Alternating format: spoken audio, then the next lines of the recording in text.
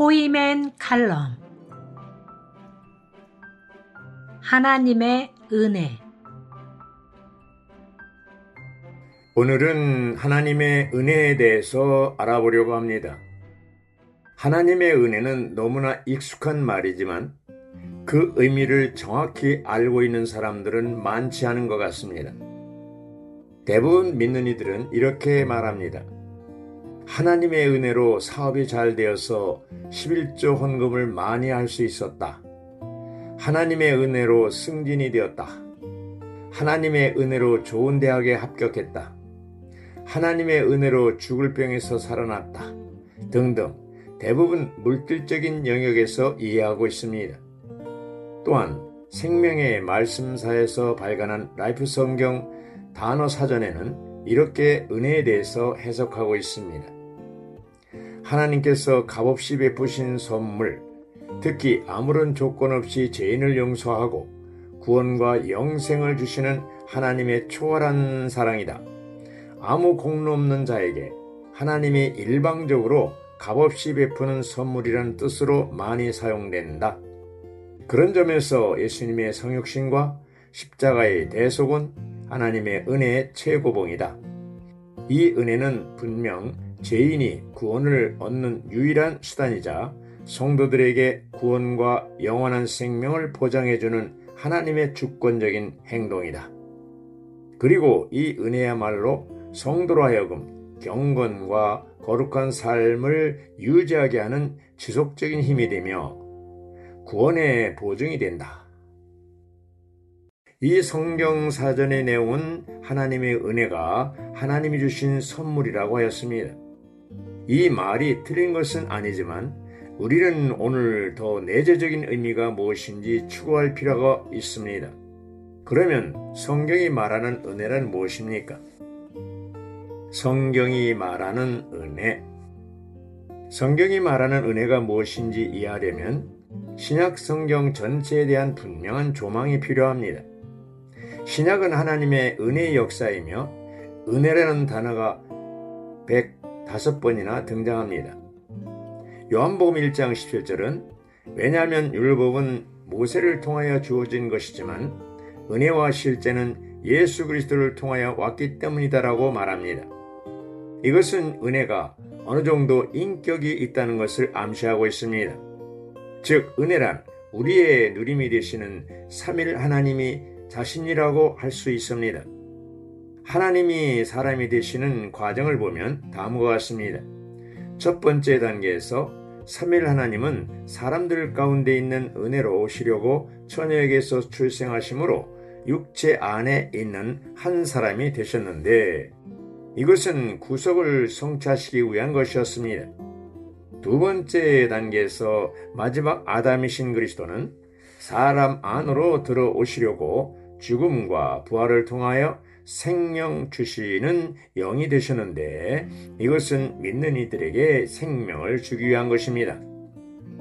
고린도전서 15장 10절에서 바울은 하나님의 은혜로 자신이 어떤 것을 가졌다거나 하나님의 은혜로 자신이 무언가를 했다고 말하지 않습니다. 그것은 무엇을 행하거나 갖는 문제가 아니라 절대적으로 존재의 문제임을 알 수 있습니다. 그러므로 바울은 내가 지금의 내가 된 것은 하나님의 은혜로 된 것이니 라고 말합니다. 은혜는 바울의 존재 안으로 일에 넣어주신 삼일 하나님이십니다.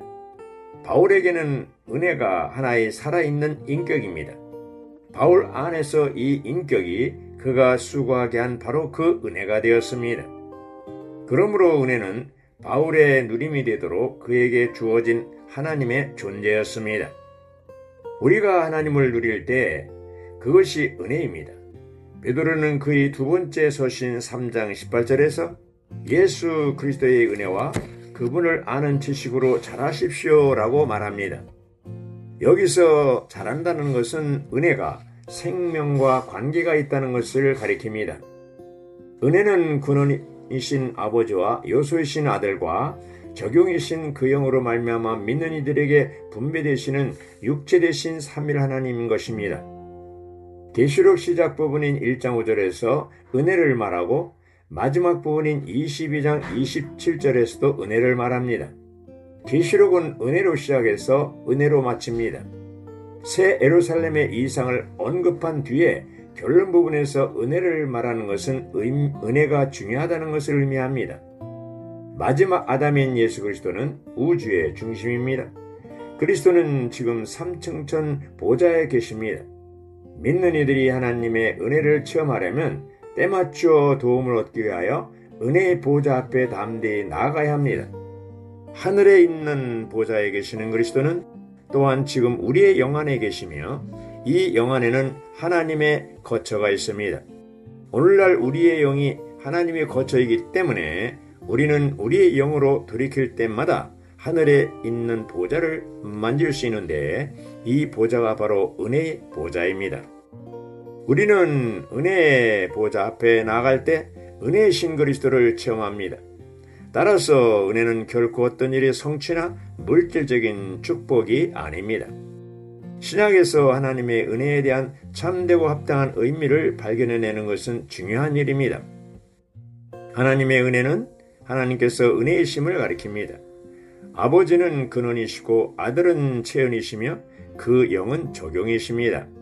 적용을 통해서 은혜는 우리의 것이 되고 마침내 우리가 됩니다. 태초에 계셨던 분이신 하나님은 시간 안에서 육체가 되심으로써 사람들이 받아들이고 소유할 수 있는 은혜가 되셨습니다. 태초에 계셨던 분이신 하나님께서 시간 안에서 육체가 되셨는데 이것은 그분께서 사람들 가운데 장막을 치신 것입니다. 그분은 우리가 은혜를 받게 하시려고 오셨습니다. 그분께서 오셨을 때 은혜도 왔습니다. 율법은 우리에게 주어진 것이지만 은혜는 예수 그리스도를 통하여 오셨습니다. 율법은 스스로 올 수 없기 때문에 우리에게 주어졌지만 은혜는 예수님과 함께 왔습니다. 사실 은혜는 바로 예수님이십니다. 예수님께서 오셨을 때 은혜가 왔습니다. 이분은 신성을 가지시고 인성 안으로 연합되시어 하나님 사람이 되신 삼일 하나님이십니다. 그분을 우리의 영 안으로 받아들이고 누리며 체험하는 것이 은혜입니다. 이것이 성경이 말하는 은혜입니다. 하나님의 은혜의 영광. 하나님의 은혜의 영광을 찬송한다는 것은 무엇을 말합니까? 여러분은 아들의 자격으로 인하여 하나님을 찬송해 본 적이 있습니까? 하나님의 아들들인 우리는 하나님을 별로 찬양하지 않습니다. 대개 우리는 그저 하나님께 감사할 뿐입니다. 그것은 우리가 어떤 혜택을 받고 그것에 대해 하나님께 감사드린다는 뜻입니다. 우리가 하나님을 찬양할 때 우리는 그분의 인격과 그분의 하신 일에 대해서 그분을 찬양합니다. 우리는 하나님을 찬양할 때 우리 자신을 잊어버리고 자신에게서 나와야 합니다. 우리는 오직 하나님 자신과 그분이 하신 일을만을 보아야 합니다. 하나님께서 우리가 아들의 자격에 이르도록 미리 정하신 것은 우리가 그분을 누리고 찬송되도록 하시려는 것입니다. 아마 전사들은 우리를 보고 가장 먼저 하나님을 찬송할 것입니다.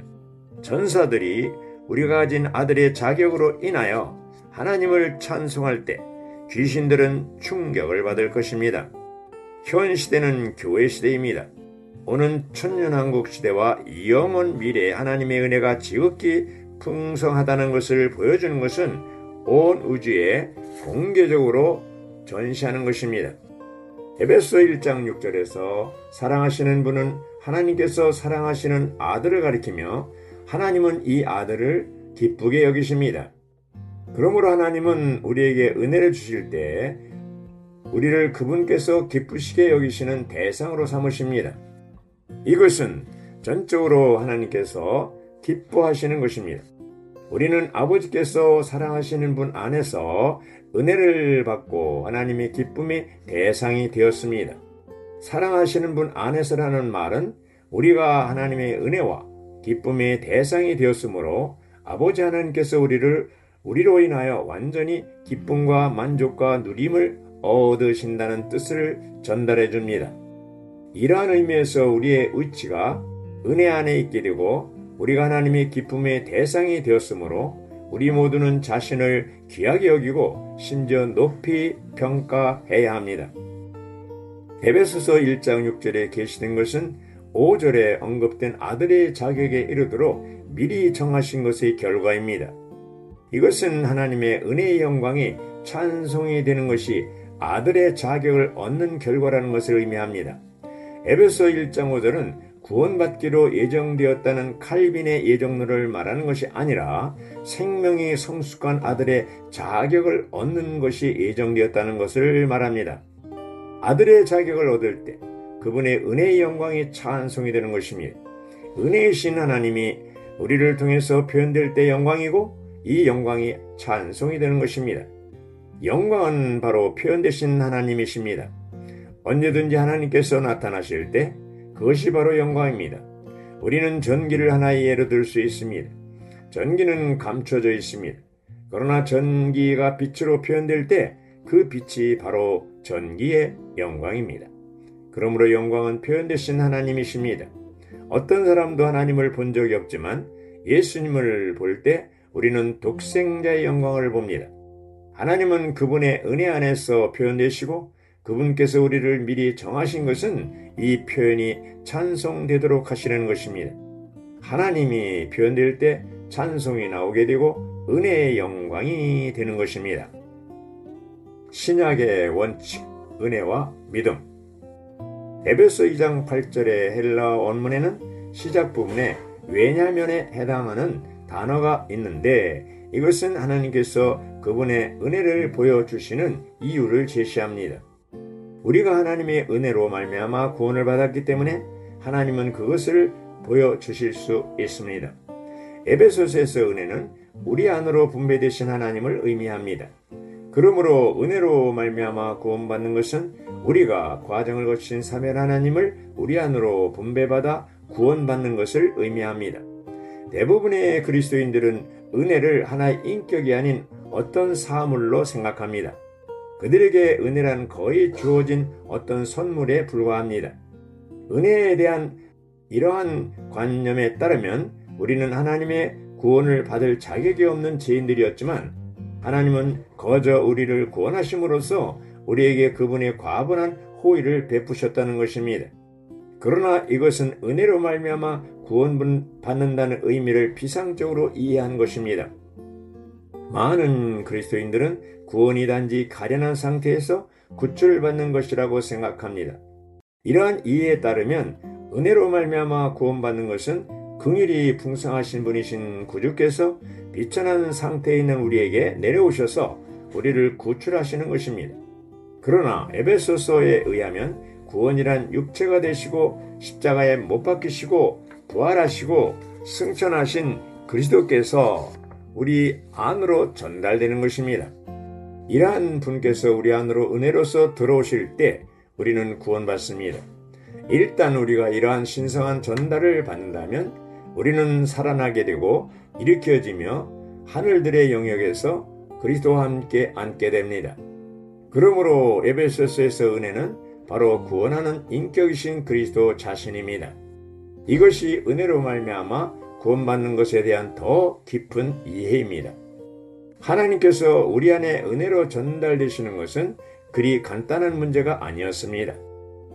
그분은 육체 되심과 십자가에 못 박히심과 부활과 승천을 통과하셔야 했습니다. 그분은 이렇게 과정을 거치심으로써 이제 그분 자신을 우리 안으로 전달하실 수 있습니다. 과정을 거치신 하나님께서 우리 안으로 전달되실 때 그분은 구원하는 은혜가 되십니다. 이 은혜는 놀라운 은혜일 뿐 아니라 넘치는 은혜입니다. 은혜는 우리 안으로 전달되시는 과정을 거치신 하나님이십니다. 과정을 거쳐 우리 존재 안으로 전달되시는 하나님께서 구원하는 은혜이시며 넘치는 은혜이십니다. 우리는 이렇게 과정을 거치신 하나님의 전달로 말미암아 구원받았습니다. 이 은혜는 지극히 풍성합니다. 그것에는 생명, 빛, 능력과 같은 많은 방면들과 미덕들과 속성들이 있습니다. 우리를 구원하시기 위하여 하나님께서는 사랑과 지혜가 필요하셨습니다. 이런 것들이 지극히 풍성한 하나님의 구원하시는 은혜의 일부입니다. 하나님은 그리스도 예수님 안에서 우리에게 인자하셔서 그분의 은혜로 말미암아 우리를 구원하셨습니다. 오는 여러 시대, 곧 천년왕국 시대와 영원 미래에 하나님은 온 우주에 공개적으로 이 은혜를 보여주실 것입니다. 아멘.